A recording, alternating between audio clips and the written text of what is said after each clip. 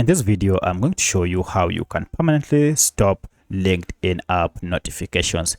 If you're receiving a lot of alerts from this app and you will wish to put an end to this, it's pretty simple. Just follow these steps. If this video helps, please like and subscribe. Now, to do this, you need to access LinkedIn app info page. And to do this, just long press on your app and you should see app info here.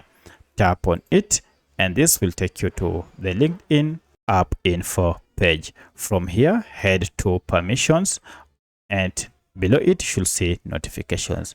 Remember, you can also access the app info page through settings. So if I go to notifications, here you can see some notifications are turned on while others are off. To turn off all of them, just disable show notifications, and from now henceforth you'll never again receive pop-up notifications or alerts from LinkedIn app. So that's how you can permanently disable LinkedIn app notifications. If you have any other question, kindly let me know in the comment section. Otherwise, thanks for watching and let's meet in the next video.